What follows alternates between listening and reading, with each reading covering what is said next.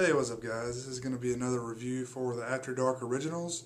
This is Fertile Ground. This film is from 2010 and it was just recently released on DVD here in the United States, and I think it came out maybe a month or so ago in the UK.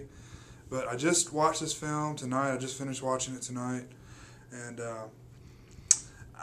I was a little bit, I don't know, I was kind of looking forward to this one more than some of the others, but I didn't have too high hopes, so I wasn't really let down. But anyway, as you guys know, the After Dark Originals, that's films where, they've done 8 films to die for in the past, and this year they're actually producing the films themselves. So, but this film stars Gail Harold and Alicia Haley, and it is directed by Adam Girarsh. I know I'm probably pronouncing that wrong, but you may recognize that name. He's done a few other things. He just came off of the Night of the Demons remake. You guys may remember 2009, 2010, whenever that was released. But I think that was his last film before doing this one. And from the start of this film, you know it's an independent film. You can immediately get that feeling. It looks like it's shot on DV. It's just got that polished look to it. And basic plot of the film, it starts out with this couple. Give you their names here, like it even matters. Nate and Emily Weaver. They're a happy couple. Everything's going great. And it turns out that she gets pregnant and she has a miscarriage. She loses the baby, and they decide to move to the country. Nate has a house that's been in his family for many years out in the country, so they move there. And as expected, weird things start to happen immediately. They start to learn more and more about the house. She starts to see things, here and there. You get lots of typical jump scares that are, I guess, effective to people that like stuff like that, but didn't really have a whole lot of effect on me. But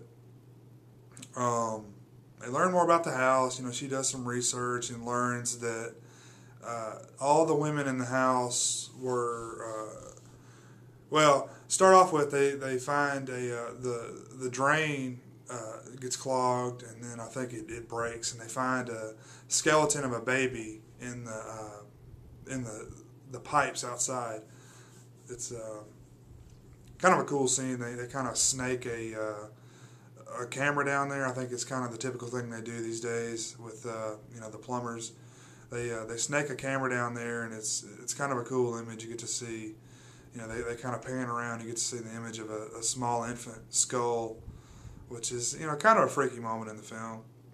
I'm not really giving a whole lot of away. You know what the film's going to be about, but from that point on, the freaky stuff starts to happen, more and more of it. She does some research, finds out that women in that family who get pregnant all lose their babies and have problems and this and that, and learns about people that have died in the house, and sees I think Nate's like great grandfather or something like that, and he looks just like Nate does, so kind of adds to it. And he's an artist, and he has kind of an odd schedule where he has a special showing of his paintings coming up, so he's trying to work on some special stuff. So he's working odd hours, and she eventually gets pregnant again, surprise, surprise, and she's forced to she's put on bed rest by her doctor, so she's forced to stay in the bed.